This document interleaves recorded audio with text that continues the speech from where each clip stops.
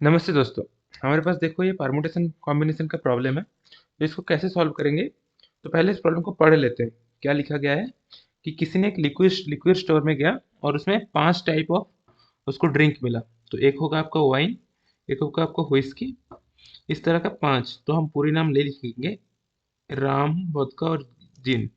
ये 5 type of drink उसको मिला। अब इस 5 टाइप ऑफ ड्रिंक का 15 बॉटल उसको चुरानी थी। कितने? 15। तो अब वो कितने कितने तरह से बॉटल्स को सिलेक्ट कर सकते हैं। तो आंसर जानने से पहले हम प्रॉब्लम को पहले देख लेते हैं कि देखो प्रॉब्लम परमुटेशन कॉम्बिनेशन प्रॉब्लम में क्या बोला गया है, इंपॉर्टेंट है बहुत उसको समझना। अदरवाइज आपको ये प्रॉब्लम हो जाएगा, दूसरा प्रॉब्लम नहीं होगा। तब तब इसमें क्या है कि जो 15 बोतल चुराएगा ना, उससे मान लो आप 4 व्हिस्की का बोतल चुराया, 4 राम की बोतल चुराया, ऐसा। तो ऐसा है कि व्हिस्की के 4 बोतल ना इंटरचेंजेबल है, यानी कि आइडेंटिकल है। यानी कि ऐसा नहीं है कि ये व्हिस्की का बोतल 1, व्हिस्की का बोतल 2 चुराना और व्हिस्की का बोतल 3 और व्हिस्की का बोतल 4 चुराना, ये दोनों अलग बात है। ठीक है? ये दोनों सेम बात है, as long as number of बोतल सेम रह रहे हैं। कोई भी 4 बोतल व्हिस्की का चुरा सकता है। ठीक है? ये है इसका assumption।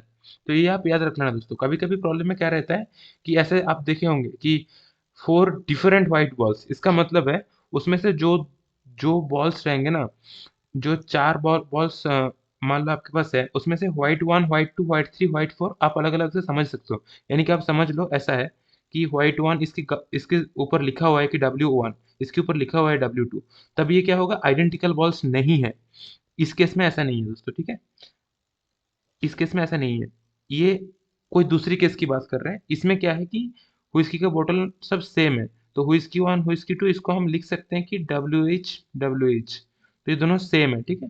होपफुली आपको ये मैं समझा पाया हूँ कि ये प्रॉब्लम लिखा क्या गया है, ठीक है?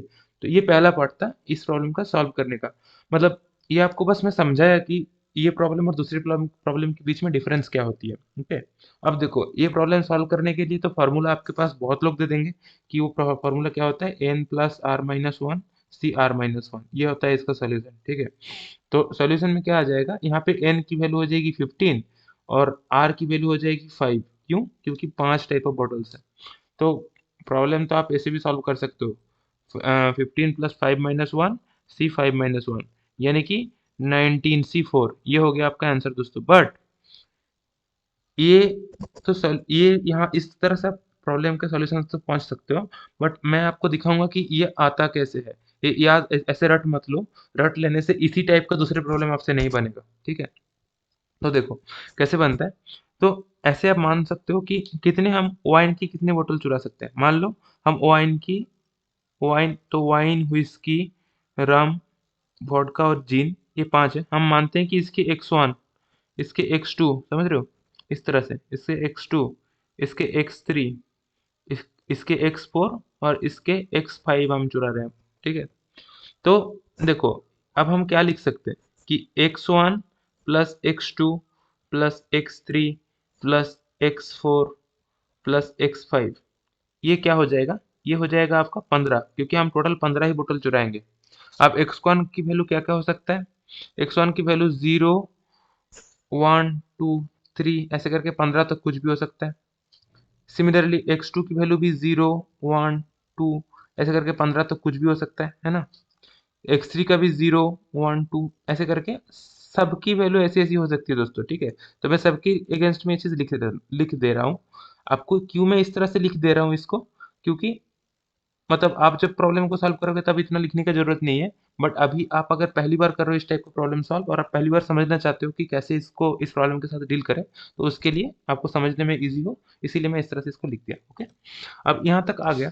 अब देखो, अब ऐसा है कि हम क्या करेंगे, हम एक सीरीज़ लिखेंगे। क्या वो? y⁴, y⁴ 1, y⁴ 2, ये प्लस प्लस करके y⁵15। तो ये मैं कौन सा सीरीज़ लिखा पता है? इसके ये इसको हम यहाँ पे डाले हैं, ठीक है? ये इसको हम यहाँ पे डाले हैं, समझ रहे हो आप? इसको हम यहाँ पे डाले, इस तरह से ये 15 हम यहाँ से उठाए हैं, ठीक है? तो ये आ गया आपका बस X1 की रिप्रेजेंटेशन। ये जो X1 है ना, इसकी रिप्रेजेंटेशन यहाँ पे दिया। इस तरह से हम Y की और एक सीरीज लिखते हैं, y0, y1, इस तरह से आप क्या करेंगे, y⁵15। ये जीरो कहाँ से आ रहा है पता है दोस्तों? तो ये 1 प्लस लिखने की जरूरत नहीं, 1 तो मैं ऐसे ही लिखते हैं, इसको हम डिलीट कर देते हैं, रुको। तो ये और ये, ठीक है, तो डिलीट कर दिया। तो ये y to the power 0, y1, y square ऐसे करके, ठीक है। तो ये जो 0 है ना, यहाँ से उठा रहा है, ये जो 1 है ना, यहाँ से उठा रहा है, समझ रहे हो? ये जो 15 है, यहाँ से उठा रहा है, ठीक है।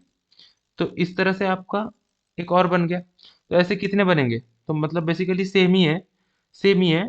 तो y to the power 0, y to the power 1, y to the power 2, ऐसे करके y टू द पावर 15, ये ऐसा कितनी बार आएगा? क्योंकि ये x1 x2 के साथ हम डील कर रहे हैं, तो 5 बार आएगा, है ना, क्योंकि 5 ऐसा है, टू द पावर 5। तो अभी देखो, आपको लग सकता है कि ये थोड़ा कन्वोल्यूटेड हो जा रहा है, बट ऐसा होगा नहीं, मैं प्रॉमिस करता हूँ। एंड तक आप देखो, आपको इजी ही लगेगा ऐसा प्रॉब्लम, ठीक है। तो ये देखो, इसमें क्या हो रहा है आपका कि ये जो हम कर रहे हैं ना, हमें क्या करना है कि x1 x2 x3 x4 x5 की कितने कॉम्बिनेशन हो सकता है वो निकालना पड़ेगा। तो ये निकालने के लिए हम इसको इस तरह से लिखें। अब ये जो टर्म है ना, इस टर्म में हम y टू द पावर 15 की कोएफिशिएंट निकालेंगे, इससे पहले जो रहेगा। आपको समझ में आ रहा है? तो ये हो जाएगा number of unique combinations in this. Okay, ये ना हो जाएगा क्या, number of unique combinations in this, ठीक है। तो ये देखो, इसका मतलब मैं क्या बोलना चाहता हूँ आपसे कि मैं फिर से इसको आपको एक बार समझाता हूँ। ये x1 plus x2 plus x3 ऐसे करके x to the power, sorry ये तो 4 ही है, x4 और x5 इक्वल्स टू 15।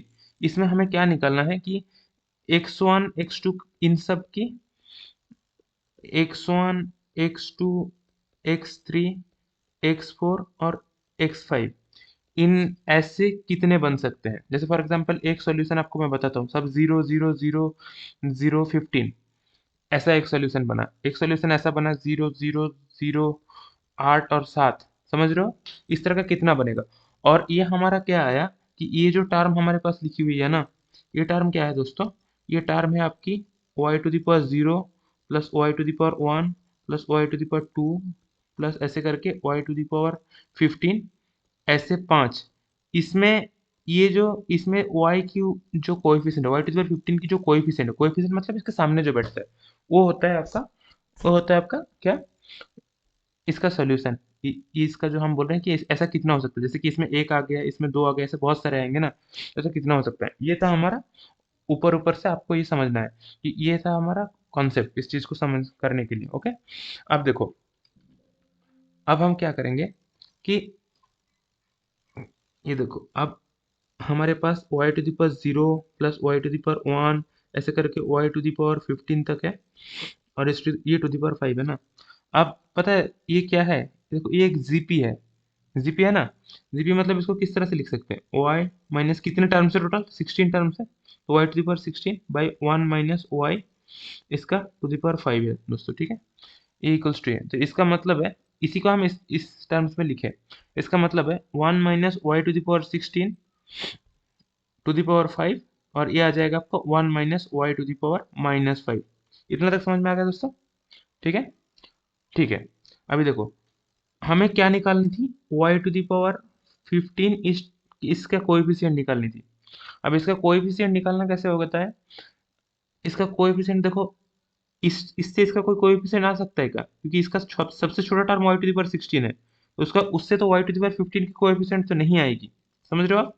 तो बस इससे एक उठा लिया, इससे एक जो है एक उठा लेंगे, तो ये y minus 1 minus y to the power -5, इसके जो इसके अंदर जो y टू द पावर 15 की कोएफिशिएंट उसको निकालना होगा। अब मैं आपको एक और कॉन्सेप्ट सिखा रहा हूँ, 1 minus y to the power -n। इसको हम किस तरह से लिख सकते हैं पता है? ये एक इनफाइनाइट सीरीज की तरह हम लिख सकते हैं। तो पहला टर्म तो 1 हो जाएगा, उसके बाद वाला टर्म आपका आ जाएगा c। पहले आप यहाँ पे 1 लिखो, ठीक है, 1 लिखो, समझ गए आप? और यहाँ पे जो 1 है, ये y के ऊपर टर्म ये 1 आएगा, और ऊपर क्या आएगा, n, समझ गए आप? अब नेक्स्ट टर्म क्या होगा, यहाँ पे 2 लिखो, तो यहाँ पे 2 आया, तो y के ऊपर टर्म क्या आ जाएगा, y के ऊपर टर्म स्क्वायर आ जाएगा। अब इसको आप n 1 से बढ़ाए, तो इसको आप 1 से बढ़ाओ, n+1, समझ रहे हो? 1 से 2 किया ना था ना आपने, तो n+1 किया। इस तरह से आप C3 लिखो, और आप क्या करोगे, इसको कितने से बढ़ाओगे, 1 से बढ़ाओगे, n+2, और ये वाई क्यू, समझ गया, समझ गया। इस तरह से इन्फिनिटी तक चलते रहेगा। अब देखो इसके rth टर्म क्या आएगा, ये यहाँ पे r होगा, y⁴ आएगा, और इसमें दोस्तों कितने से हम बढ़ाएंगे, n प्लस r से बढ़ाएंगे क्या, नहीं। तो ये देखो 3 से 1 घटा के यहाँ पे 2 है ना, तो n r प्लस r-1 होगा ये। तो ये देखो ये आ गया आपका सोल्यूशन।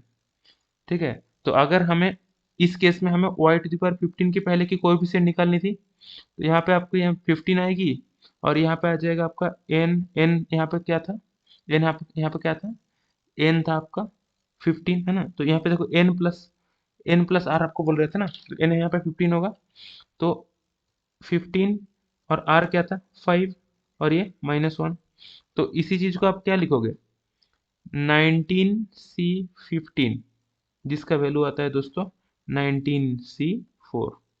ये होता है दोस्तों सोल्यूशन। तो इस तरह से इसका सोल्यूशन तक हम पहुंचते हैं दोस्तों। आप हमें बताओ कमेंट सेक्शन में कि ये आपको समझ में आया कि नहीं, और कितना हद तक समझ में आया। अगर आपको समझ में अच्छे से नहीं आया होगा तो इस चीज़ को हम फिर से एक्सप्लेन कर देंगे। ठीक है, और अगर वीडियो आपको अच्छा लगे तो इसको लाइक करो, कमेंट में बताओ, और सब्सक्राइब कर लो चैनल को इस टाइप ऑफ प्रॉब्लम्स और कॉन्सेप्ट्स क्लियर करवाने के लिए, ताकि आपका कैट की जर्नी सही से चलता रहे। फिर मिलते हैं एक नए वीडियो में एक नए प्रॉब्लम के साथ। तब तक के लिए बाय।